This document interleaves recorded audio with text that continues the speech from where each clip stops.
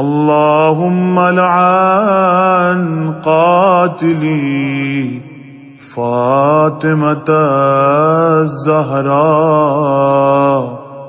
سلام الله عليها.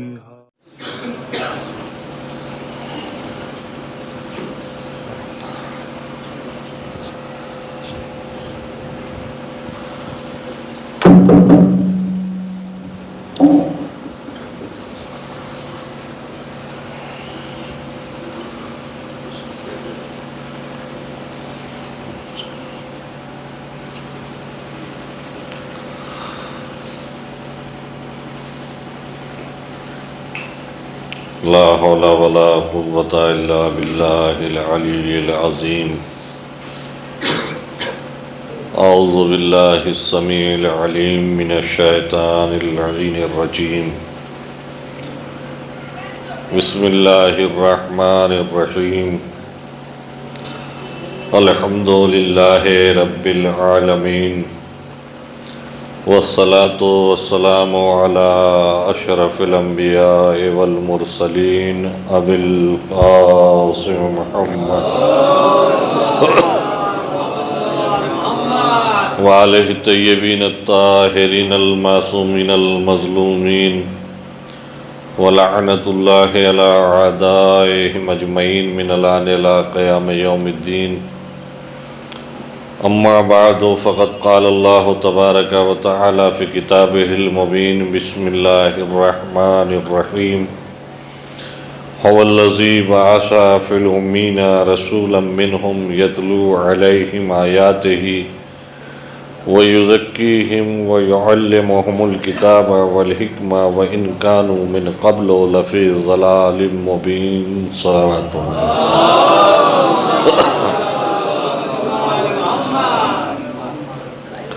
ایک مرتبہ سورہ حمد اور 3 مرتبہ سورہ توحید کی تلاوت فرما کر صغرا بیگم بنت محمد حمید کی رکوع ارسال فرما.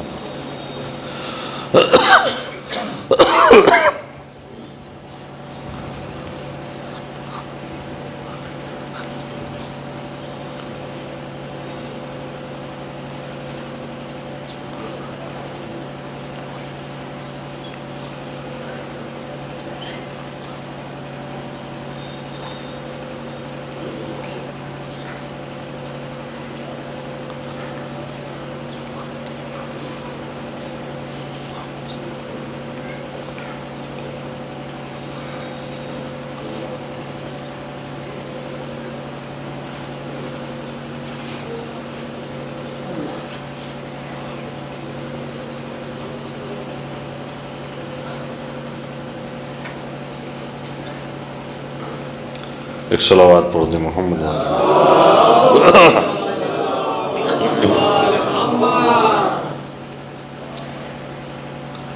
بزرگان محترم و برادران عزیز، سورہ جمعہ کی یہ دوسری آیت کریمہ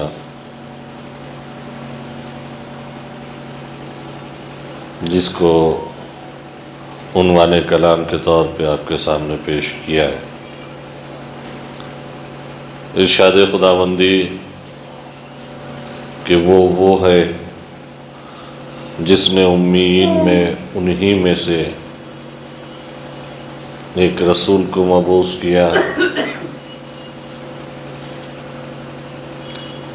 اس رسول کے اوصاف یہ ہیں، فرائض یہ ہیں، ذمہ داریاں یہ ہیں کہ وہ آیات کی تلاوت کرنے والا ہے، نفوس کی اصلاح کرنے والا ہے، اور کتاب و حکمت کی تعلیم دینے والا ہے. جبکہ وہ لوگ اس سے پہلے کھلی ہوئی گمراہی میں تھے.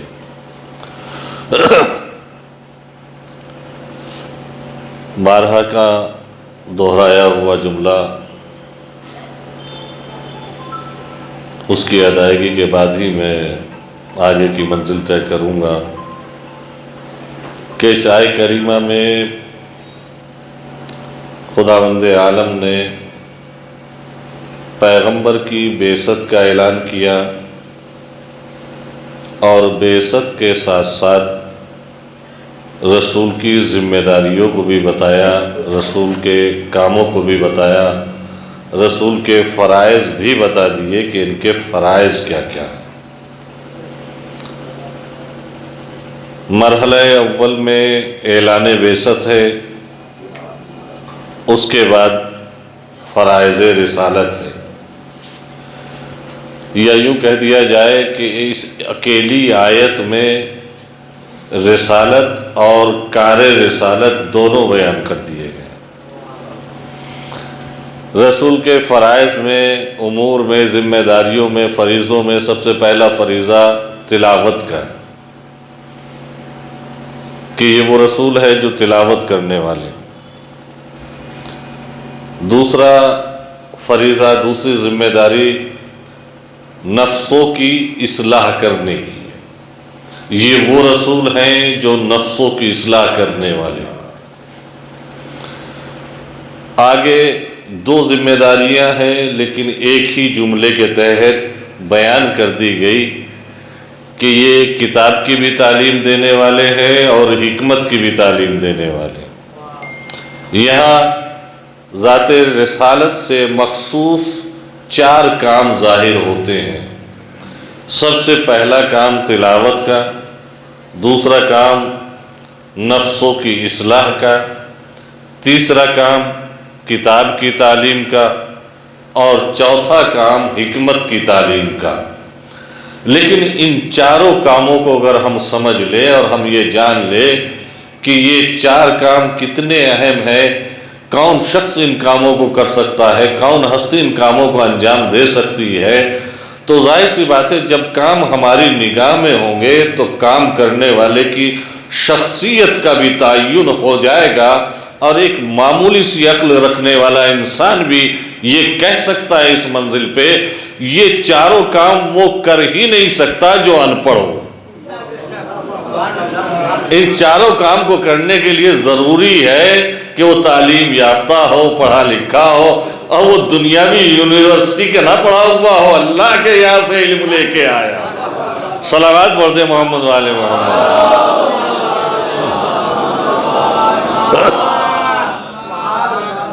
یہ سب سے پہلے ہی مرحلے میں یہ بات حل ہو جاتی۔ اب آئیے پیغمبر اسلام جب مرحلہ تلاوت میں آئیں گے تو تلاوت کس انداز سے کریں گے؟ یہ تلاوت کے لیے کوئی شرط ہوگی، کوئی جگہ معین ہوگی، آنے والوں کے لیے، سننے والوں کے لیے کچھ قید و بند ہوں گے؟ کہا نہیں، یہ پیغمبر اسلام کا سب سے پہلا کام ہے، سب سے پہلی ذمہ داری ہے، اس کے لیے کسی جگہ کی کوئی قید نہیں ہوگی کہ رسول یہیں آ کے تلاوت کرے، یہاں بیٹھ کے تلاوت کرے، نہیں، بلکہ اس کا دائرہ اتنا وسیع ہوگا کہ جہاں جہاں رسول کو موقع ملے گا وہ وہاں تلاوت کریں گے۔ گھر میں موقع ہوگا تو گھر میں تلاوت کریں گے، باہر موقع ہوگا باہر تلاوت کریں گے، بازار میں موقع ملے گا بازار میں تلاوت کریں گے، راستے میں موقع ہوگا راستے میں تلاوت کریں گے، کعبے میں موقع ملے گا تو کعبے میں تلاوت کریں گے۔ تو اس کے لیے جگہ کی قید نہیں۔ سننے والوں کے لیے کا کوئی پابندی نہیں، کوئی بھی آ جائے، جس کا دل کرے وہ آ جائے۔ رسول آنے والوں کے لیے کوئی پابندی نہیں لگائیں گے کہ فلاں قبیلے کا آئے اور فلاں قبیلے کا نہ آئے، چونکہ یہ رحمت للعالمین ہے، عالمین کے لیے رحمت بن کے آیا ہے، اور دوسرے یہ خلق عظیم کا شاہکار ہے۔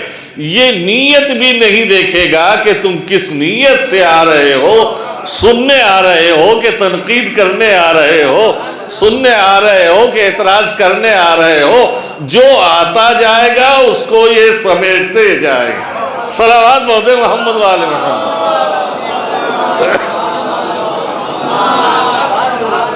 یہ نظریہ بھی نہیں معلوم کرنا چاہیں گے کہ تم کس نظریے سے آئے، بس آ جاؤ تلاوت سن لو، آیت کا اثر تمہارے اوپر ہو جائے گا تو ہم تمہارے نفسوں کی اصلاح کر دیں گے، آیت کا اثر نہیں ہوا تو ہم تمہارے نفسوں کی اصلاح نہیں کر پائیں گے۔ اور جن لوگوں کے نفسوں کی اصلاح ہوئی، خدا کا شکر ہے، وہ بارگاہ خداوندی میں شکر کرتے نظر آئے، اور جو مسلسل اس بزم میں رہے اور نفسوں کی اصلاح نہ ہو سکی، اس کا مطلب جب تلاوت کا درس شروع ہوا تھا وہاں اخلاص نیت نہیں تھی.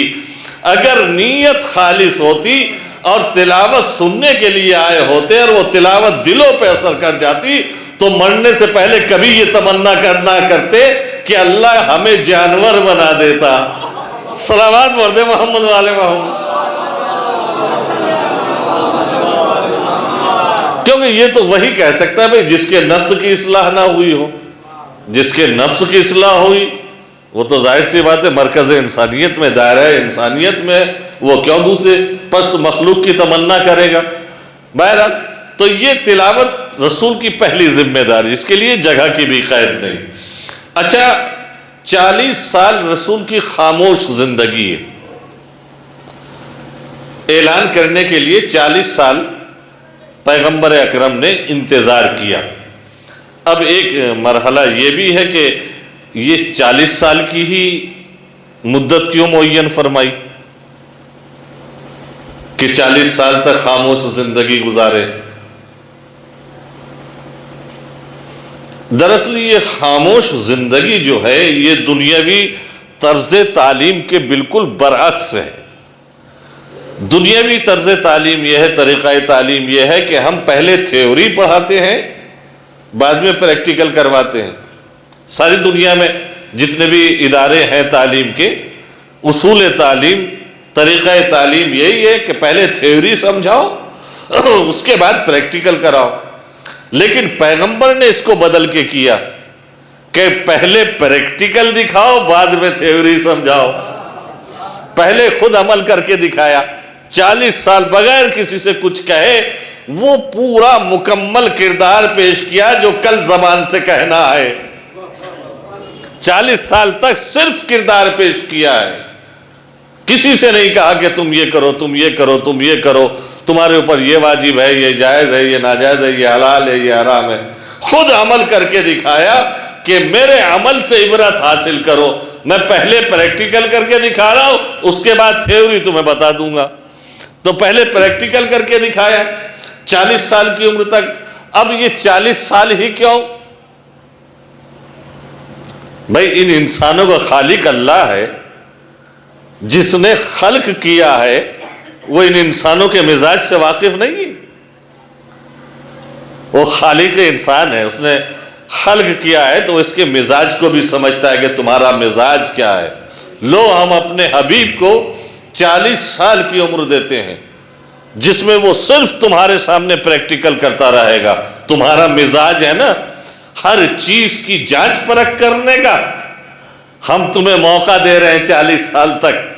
40 سال تک اس کردار کو پرکھ لینا، کہیں کھوٹ آ جائے تو اس کے دعوے کو نہ ماننا. یہ 40 سال کی مدت معین کی. اب یہ کہ معبود تو نے 40 سال ہی کیوں رکھے؟ 20-25 سال کافی تھے تجربے کے لیے ان کے لیے. کہا نادان نہیں، میں خالق ہوں، میں ان کے مزاج سے واقف ہوں.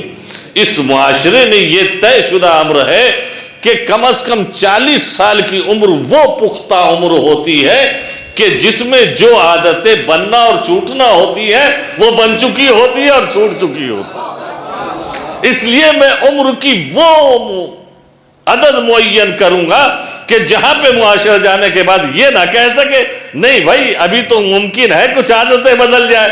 40 سال تک وہ خالص نکھر کے سامنے آ جاتا ہے اور انہی کا بنایا ہوا کلیہ ہے. اس لیے اپنے حبیب کو میں نے 40 سال صرف کردار پیش کرایا. اور 40 سال کردار پیش کرانے میں پیغمبر اکرم کی زندگی سے 2 پہلو اتنے نمایاں ہوئے کہ وہ پیغمبر اکرم کی ذات گرامی کی جگہ پہ، نام کی جگہ پہ بولے جانے لگے. ایک پہلو صادق اور دوسرا پہلو امین. یہ 2 پہلو اتنے زیادہ ابھر کے سامنے آئے کردار سے کہ یہ نام کی صورت اختیار کر گئے. اتنی شدت سے ان صفات کا ظہور ہوا کہ کوئی بھی پورے عرب میں پیغمبر اکرم کے لیے لفظ جھوٹ کا استعمال نہیں کر سکتا تھا.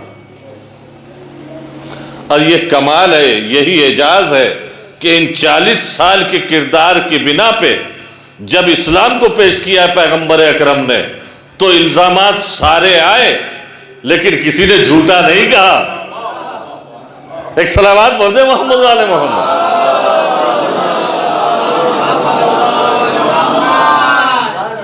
جان کے دشمن ہو گئے، سارے تہمتیں رکھ دی، سارے الزامات لگا دیے، ذہن پہ شک کر لیا، ہذیان کہہ دیا، جادوگر کہہ دیا، شاعر کہہ دیا، سارے الزامات لگائے، لیکن نہ کبھی کوئی کہہ سکا تو جھوٹا نہیں کہہ سکا اور نہ کوئی خیانت کار کہہ سکا۔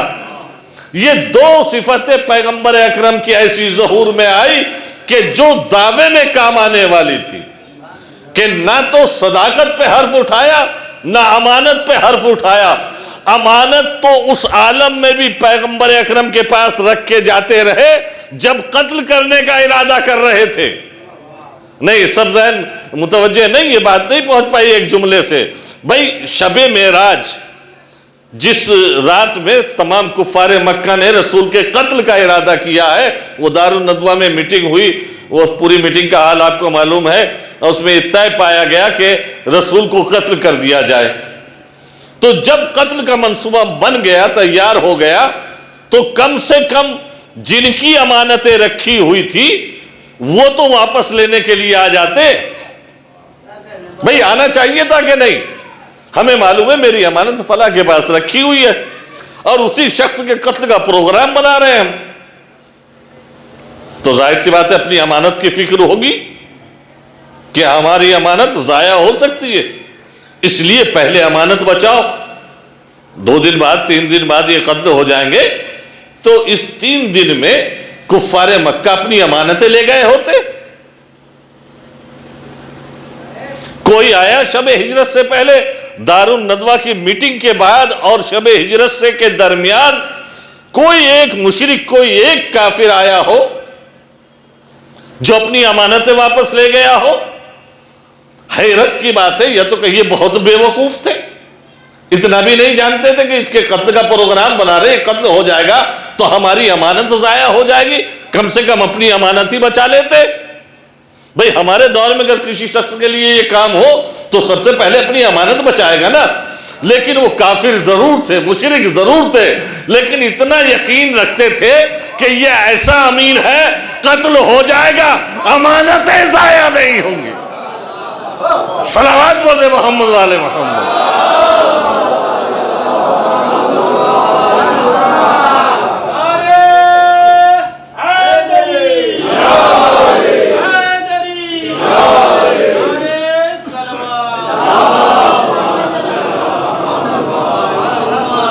اچھا، جب یہاں تک آ گئے تو ایک اعتراض اور اس کا ازالہ بھی ہو جائے۔ یہاں تک آنے کے بعد مولا کائنات نے 25 سال جو خاموشی کے گزارے، اس 25 سال میں جس نے بھی مدد کے لیے پکارا، بہت زیادہ وضاحت نہیں کروں گا، ان مجلسوں کا یہ صدقہ ہے کہ تاریخ پہ نظر رہتی ہے، جس نے بھی بلایا فوراً چلے آئے۔ مسئلہ مشکل ہوا، نہیں بتا پا رہے ہیں کہ علی کو بلا لاؤ، اور علی پہنچ بھی گئے۔ جتنی بھی مصیبتیں پڑی، جتنی پریشانیاں ہوئی، ہر پریشانی حل کرنے کے لیے مولا پہنچ گئے۔ تو اس کا مطلب مولا کے اور ان کے درمیان میں تعلقات بہتر تھے، یہی کہا جائے گا نا، اور یہی کہا جا رہا ہے آج کے دور میں۔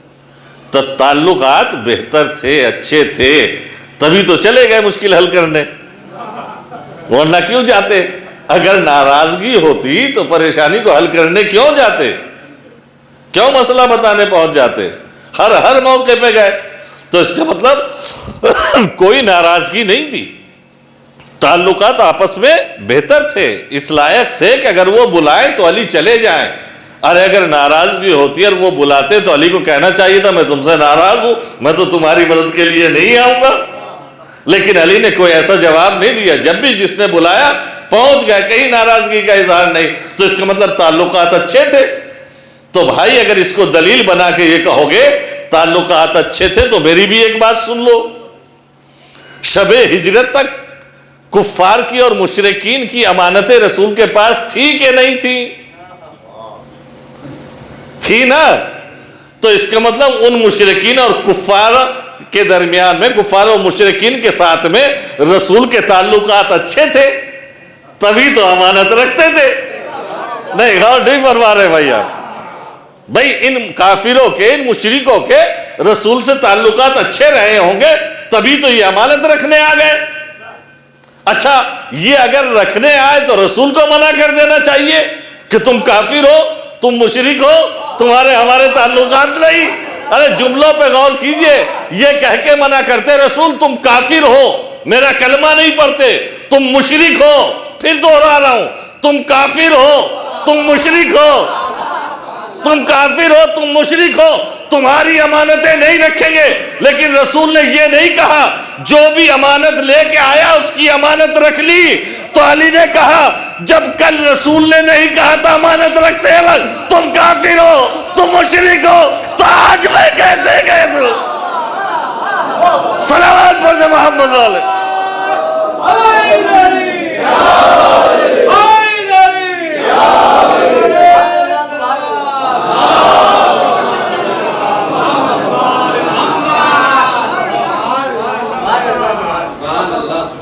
اور پھر امام وقت ہیں،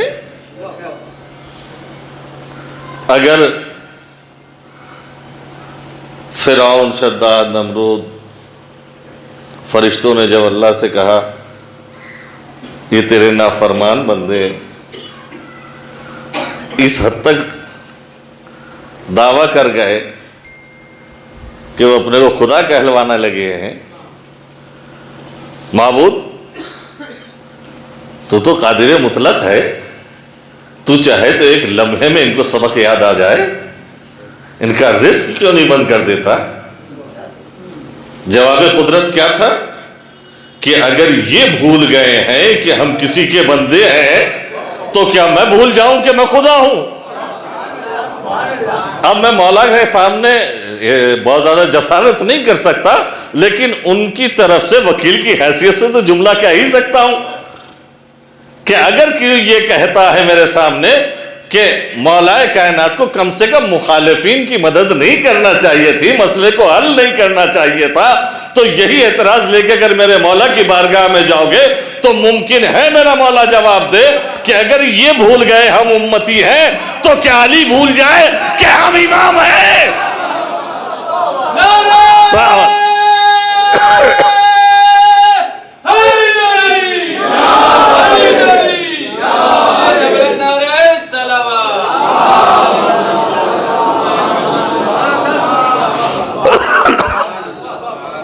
تو اب یہ سلسلہ جو جہاں سے میں نے شروع کیا تھا وہ بات درمیان میں ادھر تک بڑھ کے چلی آئی تھی کہ رسول تلاوت فرمائیں گے ہر موقع پہ، جو اس تلاوت کا اثر قبول کرے گا تو قبول کرنے کے بعد اس کا نفس اس لائق ہو جائے گا کہ اس کی اصلاح کی جائے۔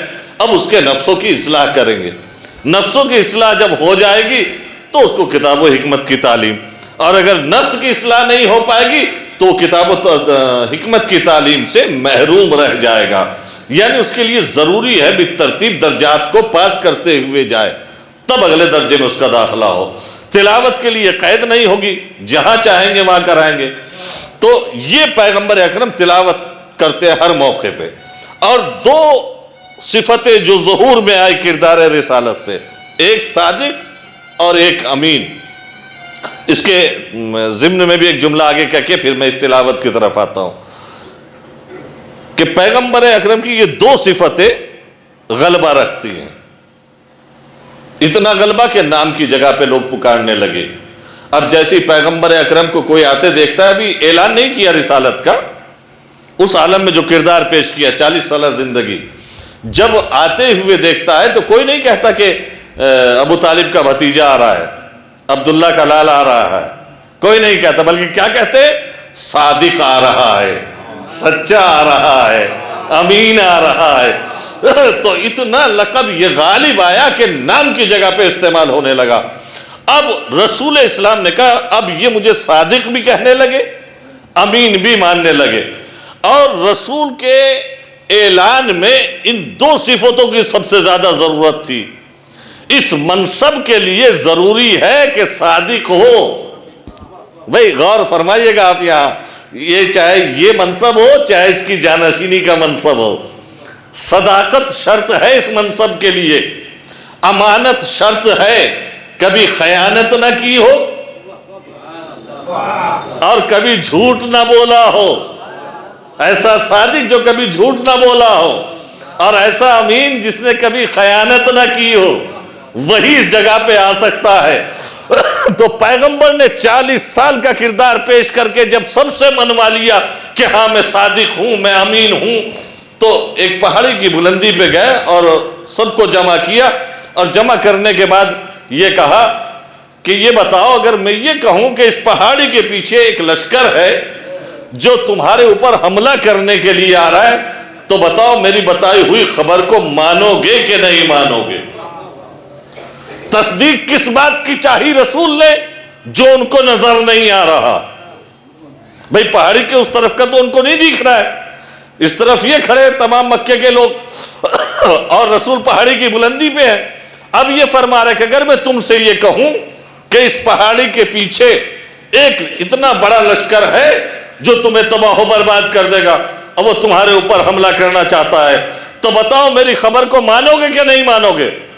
جتنے کھڑے تھے سب نے ایک آواز ہو کے کہا کیوں نہیں مانیں گے، جبکہ ہم نے آپ کے منہ سے کبھی جھوٹ سنا ہی نہیں۔ یہ سب کا جواب تھا، یعنی ہم نے کبھی آپ سے جھوٹ سنا ہی نہیں، تو جو بھی خبر آپ دیں گے ہم مان لیں گے، اور یہ مانیں گے کہ وہ سچی خبر ہے کیونکہ ہم نے آپ سے جھوٹ نہیں سنا۔ ابھی کہہ رہے ہیں، سب اقرار کر رہے ہیں۔ سب سے پیغمبر اکرم نے غیب کی خبر کا اقرار لیا۔ میرے لفظوں پہ غور کیجئے گا، غیب کی خبر کا، جو ان کو نظر نہیں آ رہی تھی، ان کو کوئی لشکر نظر نہیں آ رہا تھا، پہاڑی کے اس طرف کا حال یہ نہیں جانتے تھے، تو اس کا اقرار لیا۔ یعنی اگر میں غیب کی کوئی خبر دوں تو تم مانو گے؟ سب نے کہا کیوں نہیں مانیں گے، جبکہ ہم نے تمہارے منہ سے کبھی جھوٹ سنا ہی نہیں، تو جو بھی خبر دو گے وہ سچی ہوگی، اس پہ ہمیں یقین ہے، اعتبار ہے۔ ایسا کردار پیش کیا 40 سال تک کہ اب رسول کوئی بھی خبر دے یہ سارا مکہ اس کو سچ ماننے کے لیے تیار ہے، بس جیسے اقرار سنا کہ ہم سچ مانیں گے، اس لیے کہ کبھی آپ سے جھوٹ نہیں سنا، تو فوراً پیغمبر اکرم نے پیغام توحید رکھا کہ اللہ کو ایک مانو اور میں اس اللہ کا رسول ہوں۔ اب زبان سے تو لوگوں نے منع کیا، نہیں مانے، بھئی اس وقت تو نہیں تسلیم کیا رسول، بہت سو نے نہیں مانا۔ اب اس میں کوئی کوتاہی پیغمبر کی طرف سے، کسی دلیل کی کمی؟ دلیل تم سے اقرار لے چکے کہ اگر میں غیب کی خبر دوں گا تو مانو گے یا نہیں مانو گے۔ سب نے یہ زبان کہا کہ ہم نے آپ سے کبھی جھوٹ نہیں سنا، کیوں نہیں مانیں گے؟ ہر حال میں مانیں گے، جو خبر دیں گے وہ سچی خبر دیں گے۔ لیکن یہ کافر اس وقت کے جن سے جمع کر کے پیغمبر اکرم نے اقرار لیا، یہ مرتے وقت تک اپنی نگاہوں میں مجرم رہے، چاہے پیغمبر کا کلمہ پڑھا یا نہیں پڑھا، لیکن اپنی ذہنی طور پہ اپنے ہی مجرم رہے۔ کیوں؟ اس لیے کہ ابھی تو کہا ہے کہ آپ کی ہر خبر سچی مانیں گے، اس لیے کہ کبھی آپ سے جھوٹ سنا ہی نہیں۔ اب اگر اس نے توحید کی بات کر دی تو زبان سے انکار کر دیا، دل تو بار بار کہے گا تم نے اس کی بات کا انکار کیا ہے جو سچا ہے۔ صلوات پڑھ دے محمد وآل محمد۔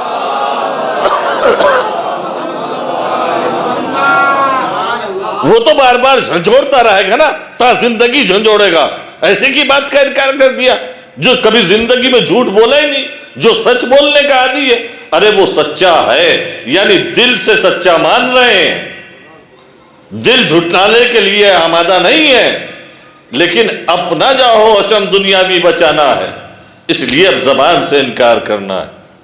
اچھا، قرآن کریم پہ لطیفے کے طور پر عرض کر رہا ہوں، سورہ آیا ہے بسم اللہ الرحمن الرحیم، تبت یدا ابی لہب، ابو لہب کے دونوں ہاتھ ٹوٹ جائے۔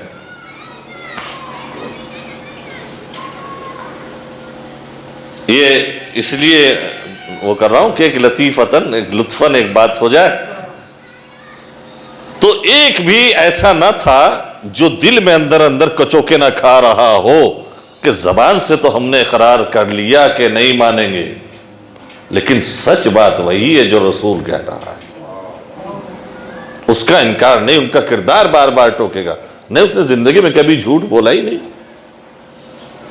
اب تبت یدا ابی لہب، یہ نظام قدرت ہوتا ہے. دیکھیے،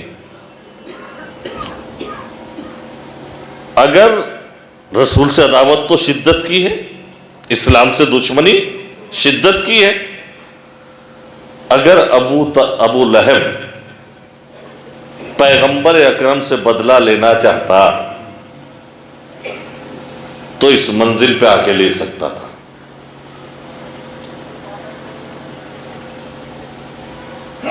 کہ کسی کی مجال نہیں کہ پیغمبر کی طرف کذب کی تہمت لگا دے. آخر تک نہیں لگی یہ تہمت، خیانت کی تہمت آخر تک نہیں لگی. شاعر کہہ دیا، مجنون کہہ دیا، یہ ساری صفتیں اپنی جگہ پر، سارے الزامات اپنی جگہ پر لگے. کوئی ایک بھی نہ نبی کو جھوٹا کہہ سکا نہ خیانت کار کہہ سکا. ابو لہب کو ایک موقع ملا تھا جھٹلانے کا، چاہتا تو قرآن کو جھٹلا دیتا. تبت یدا ابی لہب قرآن میں آیت آ گئی تھی، ابو لہب کے دونوں ہاتھ ٹوٹ جائیں. اگر اس آیت کے آنے کے بعد ابو لہب کلمہ پڑھ کے مسلمان ہو جاتا تو پھر قرآن کی آیت کہاں لے کے جاتے؟ تھا نا اس کے پاس ایک موقع. لیکن یہ ہے نظام قدرت، وہ خالق حقیقی، وہ مالک حقیقی جس کی دشمنی سے واقف ہو جاتا ہے تو وہ یہ جانتا ہے کہ اس کی عقل دشمنی میں کسی حد تک چلی جائے، اس حد تک نہیں آ سکتی کہ کلمہ پڑھ کے قرآن کو جھٹلا دے. ایک سلامات پڑھ دے محمد والے محمد.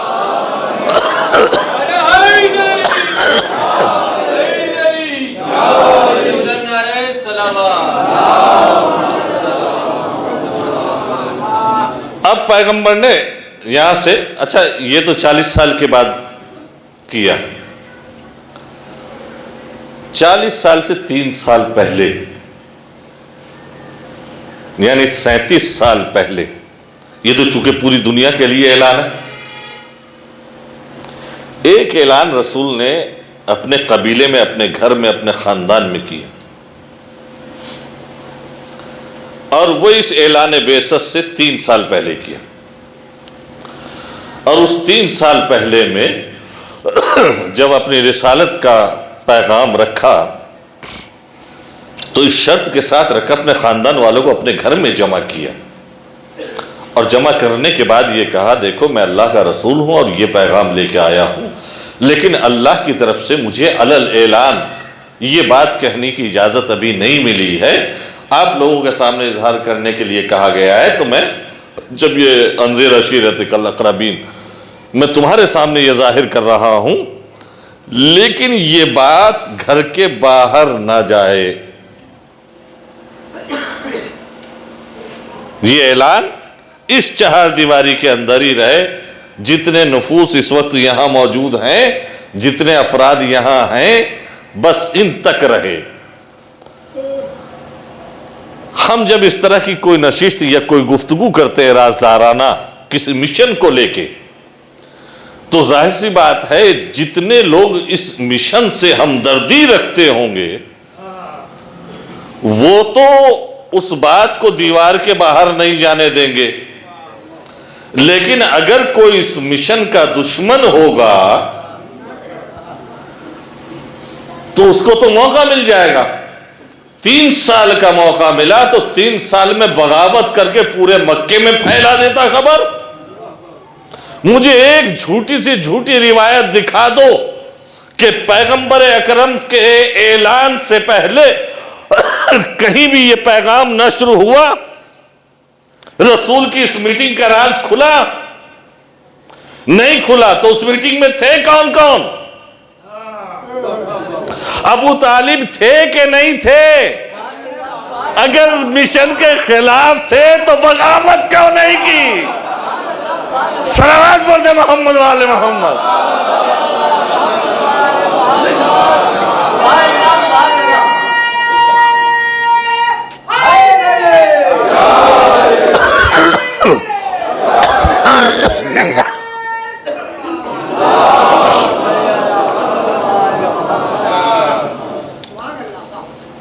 اب رسول تلاوت فرما رہے ہیں، سننے والے لوگ سنتے ہیں، جن کے دلوں پہ تلاوت اثر کرتی ہے وہ رسول کے گرویدہ ہو جاتے ہیں۔ کافر ہیں کہ انہیں سزائیں بھی دیتے، ستاتے بھی ہیں۔ ایسا نہیں کہ رسول کے کہنے سے جنہوں نے کلمہ پڑھ لیا ان کے اوپر کوئی ظلم و ستم نہیں ہوا، بہت ظلم سہے ان لوگوں نے، لیکن وہ تلاوت کا اثر قبول کر چکے تھے تو اب وہ کافروں کی سزاؤں کو سزا نہیں سمجھ رہے تھے، ان کے زخموں کو اس طرح کا زخم نہیں سمجھ رہے تھے، وہ سب ان کے لیے آسان ہو گیا تھا وہ سزائیں سمجھنا۔ اس کا مطلب جب حق کی معرفت ہو جاتی ہے پھر دنیاوی سزا حیثیت نہیں رکھا کرتی۔ صلوات پڑھتے محمد والے محمد۔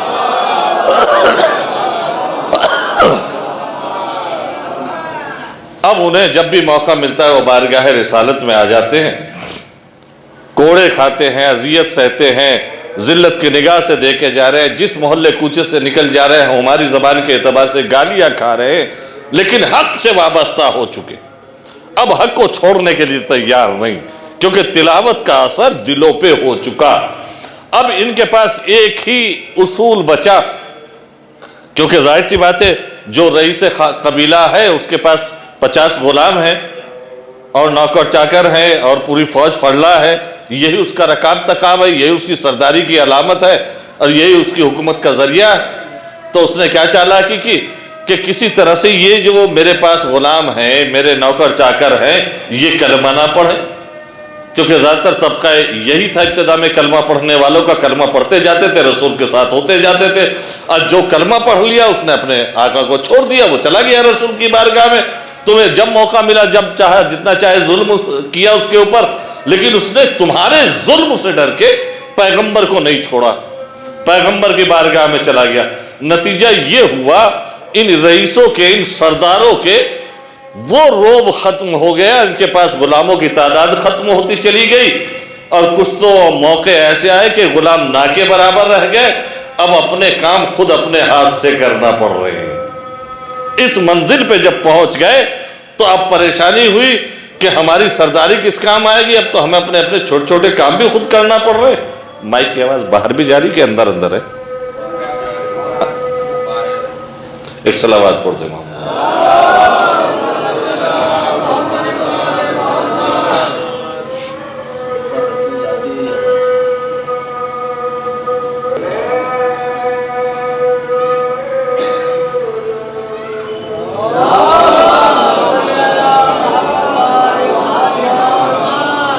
اب ظاہر سی بات ہے وہ جاہو جلال ان کا، وہ دنیاوی جو بھی تھا وہ سب خاک میں مل گیا، کچھ رہا نہیں ان کے پاس اب۔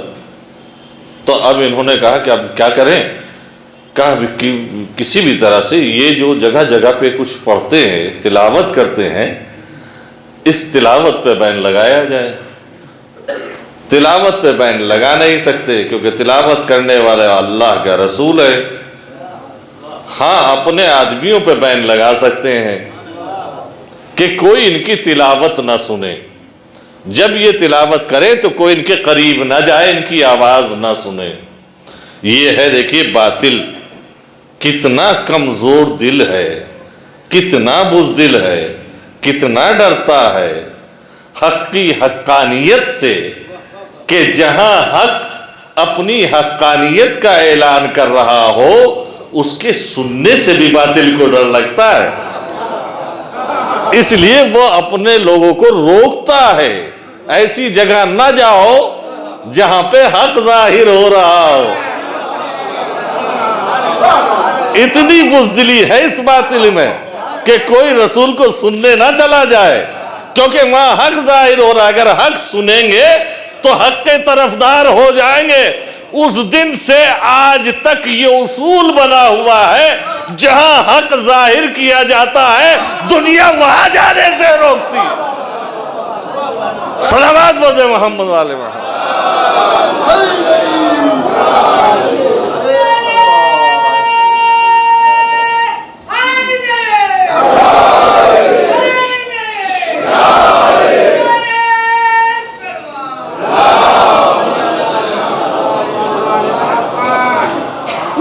یہ باطل کا اصول بنا لیا کہ دیکھو حق سننے سے روکو۔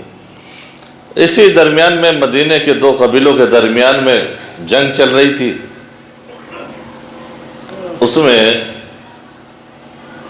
ایک صاحب کے ایک دوست مکے میں رہتے تھے جو بڑے والے سردار تھے، بعد میں مسلمان ہوئے۔ اب مجھے نہیں معلوم ان کے اسلام لانے سے اسلام کو فائدہ کیا ہوا۔ صلوات پڑھتے محمد والے محمد۔ اب وہ آئے ان کے سردار کے پاس، ان کی دوستی تھی، ان سے تعلقات تھے، تو اب ایسے موقع پہ تو ظاہر سی بات ہے دوست ہی یاد آئے گا۔ پہنچے اپنے دوست کے پاس مکے میں، سلام کلام جو بھی جس طرح سے بھی ان کے یہاں رواج تھا اس طرح سے سلام دعا ہوئی۔ خیریت بھائی کیسے آنا ہوا؟ کہا خیریت تو ہے، آپ کو تو معلوم ہی ہے ہماری اس قبیلے سے جنگ ہو رہی ہے اتنے دنوں سے، اور خون خرابہ بہت ہو چکا ہے، نقصان ہمارا بھی بہت ہو گیا، ہمارے بھی بہت سے لوگ قتل ہو گئے، اب ہمارے پاس آدمیوں کی کمی ہے، سپاہیوں کی قلت ہے، اب آپ کے پاس مدد کے لیے آئیں، آپ کچھ مدد کریں، کچھ اپنے غلام سپاہی آپ ہمارے ہمراہ کریں تاکہ وہ مدینے جا کے ہماری طرف سے جنگ کریں۔ اس نے کہا ہم کہاں سے کریں، ہمارے تو سب جا چکے۔ صلوات پڑھتے محمد والے محمد۔ کہنے بھائی بڑے افسوس کی بات ہے، آپ ایسے برے حالات میں گر گئے ہیں اور ہم آپ کی کچھ مدد نہیں کر پا رہے، چاہتے ہوئے بھی دل تو بہت کر رہا ہے کہ آپ کی مدد کرتے اور آپ کے ساتھ میں ہم اپنے سارے آدمی بھیجتے، لیکن بھائی اس سے بڑی مصیبت ہمارے سامنے کھڑی ہے۔ کہا وہ کیا ہے؟ کہ یہاں ایک شخص آیا ہے جس نے نبوت کا دعویٰ کیا ہے، اور وہ اس کی تاثیر یہ ہے جب وہ کلام کرتا ہے، گفتگو کرتا ہے، تو جو اس کی گفتگو سنتا ہے ان کے جیسا ہو جاتا ہے۔ جو ان کی گفتگو سنتا ہے وہ انہی کا طرفدار ہو جاتا ہے۔ خدا کا شکر ہے آج بھی اگر مجلسوں میں آنے پہ رکاوٹ لگی، پہرے لگے، تو یہی کہہ کے لگے کہ جو ان مجلسوں میں جاتا ہے وہ پھر حسین کا ہو جاتا ہے۔ صلوات پڑھتے محمد والے محمد۔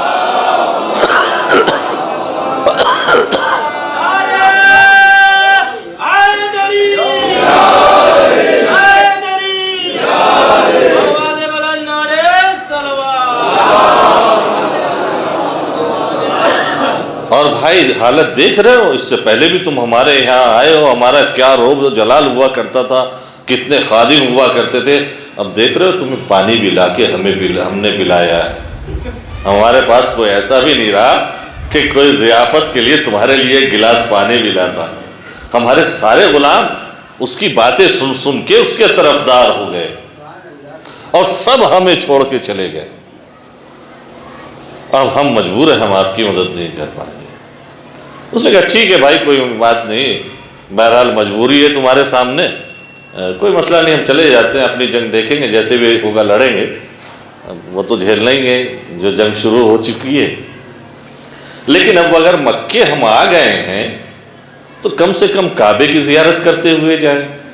دیکھیں کعبہ محترم شروع سے ہے، اس زمانے میں کفار کے لیے بھی کعبہ محترم تھا اور ان کی زیارت گاہ تھا، سال میں ایک بار باقاعدہ یہاں پہ یہ بازار لگاتے تھے، یہ اپنے طریقے سے اس کی تعظیم کرتے تھے، اسلام نے اپنا طریقہ بتایا، لیکن اپنی حیثیت سے، یہ اپنے ذہنیت سے اس کی تعظیم بجا لاتے تھے اور اس کا احترام کرتے تھے اور اس کو عبادت سمجھتے تھے۔ اس نے بھی یہی کیا کہ جب ہم مکے آئے ہیں تو کم سے کم کعبے کی زیارت کر کے مدینے واپس جائیں، کیونکہ اگر میں خالی واپس جاؤں گا تو کہوں گا بھئی مدد تو نہیں مل پائی، ان کے سامنے یہ پریشانی تھی، تو کہیں گے اچھا تو پھر کعبے کی زیارت تو کر کے آئے ہوگے نا، اسی کے صدقے میں ہمیں جیت مل جائے گی۔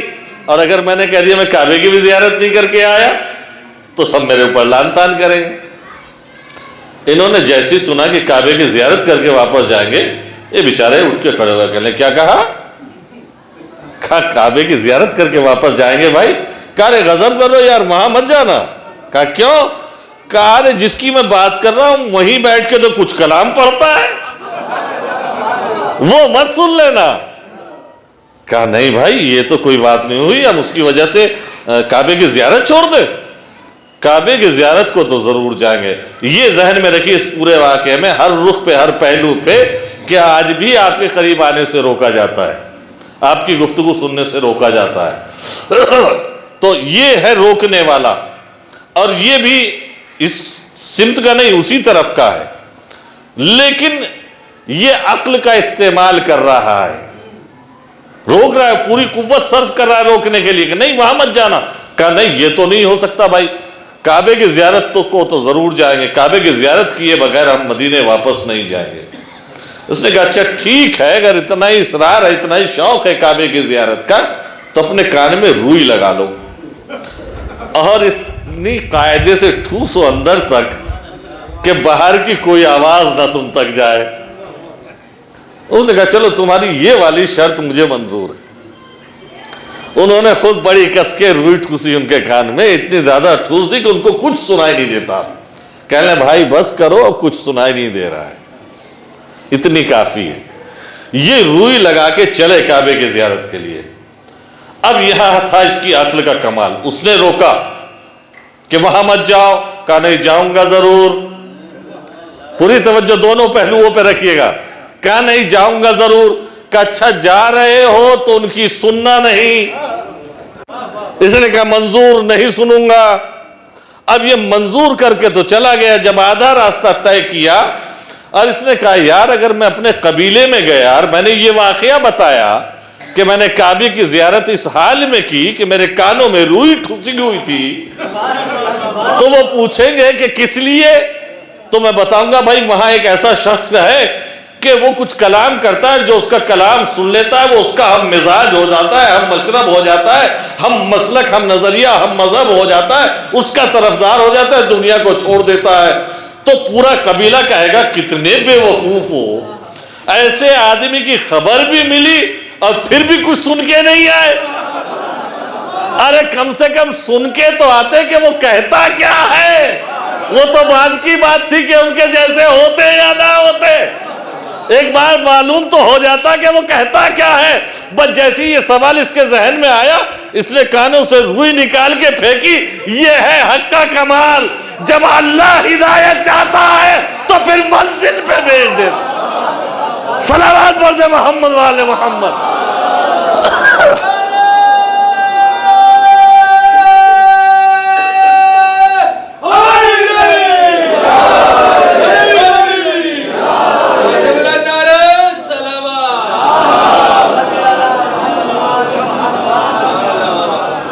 اب اس نے روئی نکال کے پھینکی، اب پہنچا یہ خانہ کعبہ کے قریب، کعبے کے اپنے اعتبار سے تعظیم کی زیارت کی۔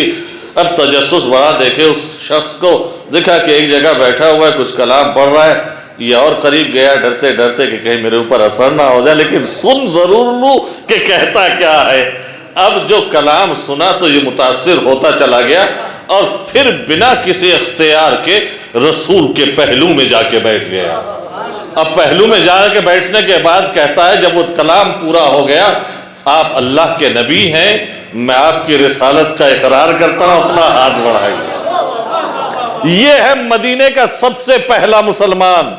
جب یہ دوبارہ مکے میں آیا ہے تو 6 مسلمان اور الگ سے بنا کے لے کے آیا۔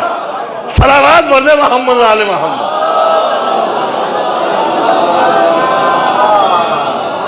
تو انہوں نے تلاوت کے اثر کو قبول کیا، اور یہ پیغمبر اکرم ہیں کہ جو تلاوت کر کے پیغام الہی پہنچا رہے ہیں۔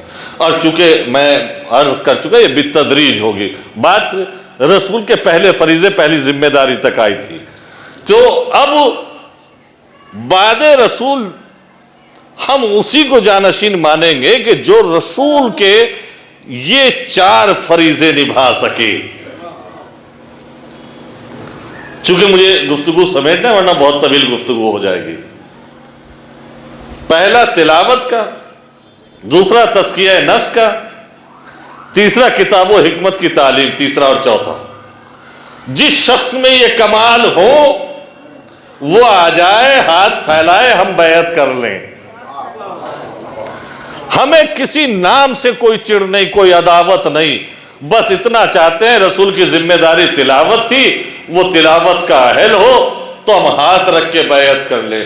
لیکن ہم نے یہ تو دیکھا کہ رسول نے کسی موقع پہ کسی سورہ توبہ کی تبلیغ کے لیے سورہ توبہ اس کے حوالے کر کے کہا کہ یہ سورہ لے کے چلے جاؤ اور مکے والوں کے درمیان جا کے تلاوت کرو۔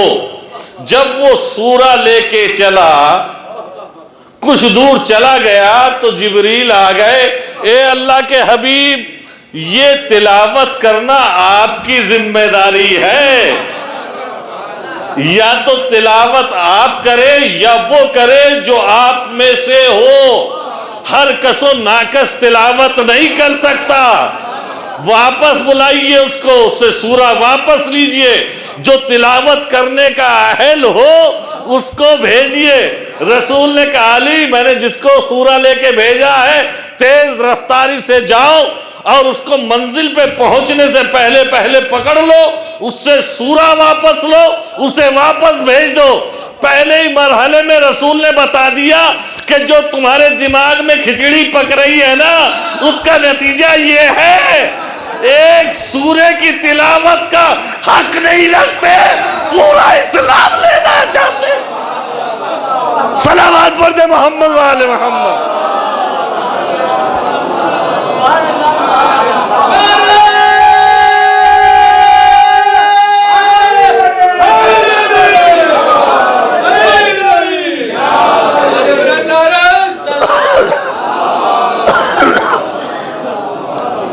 بس اب میں نے اپنی گفتگو کو یہیں پہ ختم کرنا، اور ایک جملے سے میں پلٹ رہا ہوں اپنی منزل کی طرف، اور یہیں سے آپ کی آزمائش اور آپ کی ذہنی صلاحیتوں کا بھی امتحان، کہ علی نے اس وقت جب وہ وہاں سے جا کے سورہ واپس لیا تو انہوں نے بہت مردہ دل سے کہا کیا میرے لیے کوئی آیت آئی ہے؟ کہا یہ پوچھنا جا کے رسول سے، سورہ مجھے دے دو، کیونکہ اس تلاوت کا حق یا تو رسول کو ہے یا مجھے ہے، تلاوت کا حق یا تو رسول کو ہے یا مجھے ہے۔ اب جان سمجھ میں آیا کہ حسین نے نو کے نیزہ پہ تلاوت کیوں کی تھی؟ حسین نو کے نیزہ پہ تلاوت کر کے بتا رہے تھے وارث رسول ہم ہیں۔ ایک صلوات پڑھ دے محمد والے محمد۔ یہ بلا سبب نہیں تھا امام حسین علیہ السلام کا قدم، نو کے نیزہ کی بلندی پہ آ کے اعلان کر رہے تھے دیکھو جو فریضہ رسالت ہے اس کے ادا کرنے والے ہم ہیں۔ لیکن یہ امت تھی کہ جس نے فراموش کر دیا تھا۔ اب فراموش کیا کہوں میں، رسول اسلام کی شہادت کے 3 دن کے بعد ہی جو رسول کی بیٹی کے دروازے پہ آ گئے اور لکڑیاں لے آئے،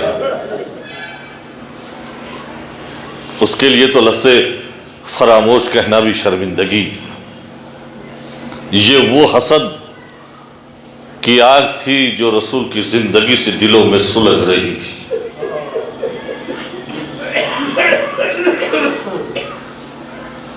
جب امام حسین علیہ السلام نے سرزمین کربلا پہ سوال کیا تھا کہ مجھے قتل کیوں کرنا چاہتے ہو، یہی جملہ کہا تھا بغضاً لأبیک، تمہارے بابا نے ہمارے باپ داداؤں کو قتل کیا تھا، یعنی ان کا یہ جواب اعلان کر رہا تھا کہ یہ اب بھی اسی کفر و شرک کی منزل پر ہے۔ رسول کی شہادت کے صرف 3 دن گزرنے کے بعد یہ ظلم و ستم، اور میں بہت زیادہ منظر کشی اس واقعے کی نہیں کر سکتا، بس 1-2 جملے کہوں گا۔ اگر اس درد کو محسوس کر لیا آپ نے، اس واقعے کے بعد رسول کی بیٹی یا تو 75 دن یا 95 دن، 2 روایتیں ہیں، زندہ رہیں۔ جس وقت مولا کائنات کو گھر سے باہر نکال لیا گیا اور گلے میں رسی کا پھندا ڈال لیا گیا، اور شہزادی نے اپنے صحن سے آواز دی خلو ابو الحسن، ابو الحسن کو چھوڑ دو نہیں تو میں اپنے سر کے بال بکھرا دوں گی۔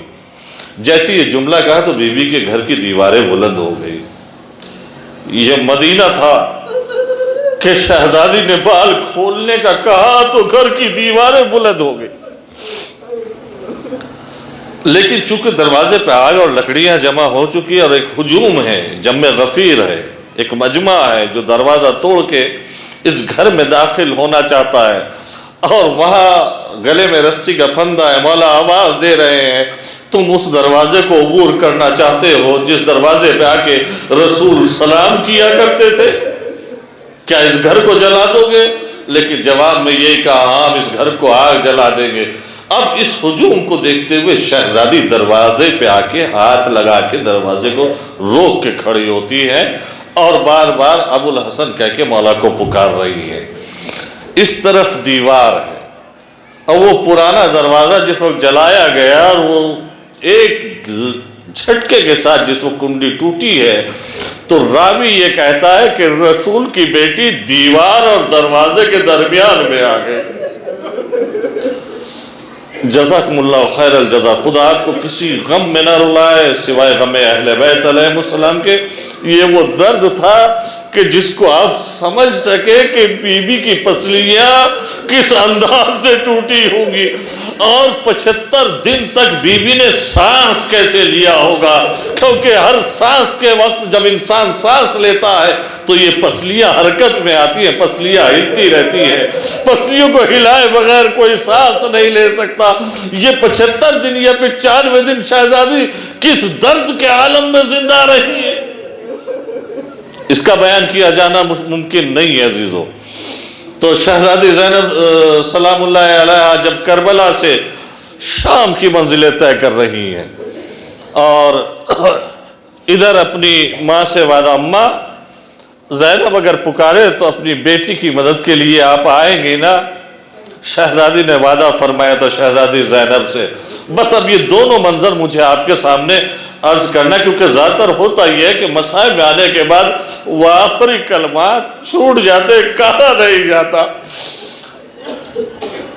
جب دربار سے بی بی واپس ہوئی اور صحن خانہ میں بیٹھی، یہ مسائب آپ نے سنے کہ شہزادی زینب نے بازو پکڑ کے اٹھائے۔ اماں آپ کو زینب سہارا دے رہی ہے، لیکن اماں وعدہ کرو اگر زینب کسی دربار میں کھڑے کھڑے تھک جائے تو اسی انداز سے سہارا دے دیجئے گا۔ شام کا دربار قریب ہے، 72 گھنٹے بازار میں لگے زینب کو گزرنے میں۔ کتنی دوری کا فاصلہ تھا جس میں شہزادی کو 72 گھنٹے لگے کہ جس کو مشکل سے 5 سے 6 منٹ میں طے کیا جا سکتا ہے۔ اگر عام رفتار سے چلا جائے تو زیادہ سے زیادہ 10 منٹ میں وہ پورا بازار عبور کیا جا سکتا ہے۔ اس میں شہزادی کو 72 گھنٹے لگ گئے۔ وہاں تک جانے میں اتنا مجمع، اتنا جم غفیر کہ جہاں شانوں سے شانے ٹکرا رہے ہیں، وہاں زینب نے جب اس بھیڑ کو عبور کر کے بازار شام عبور کیا، دروازے دربار پہ پہنچی تو بھیڑ کا عالم دیکھا، سید سجاد کو دیکھا، زمین پہ بیٹھ کے کہا اے بیٹا اب زینب آگے نہ بڑھے گی، لیکن روایت میں ملتا ہے جیسے ہی زینب زمین پہ بیٹھی زینب کا بازو بلند ہوا جیسے کوئی پکڑ کے اٹھا رہا ہو۔ زینب نے مڑ کے دیکھا، اماں آپ کی بیٹی زینب بے مسئلہ و چادہ یزید لعین کا دربار، لعنت اللہ علی القوم الظالمین، سیعلم الذین ظلموا ای منقلب ینقلبون۔ ایک مرتبہ سورہ حمد اور 3 مرتبہ سورہ توحید کی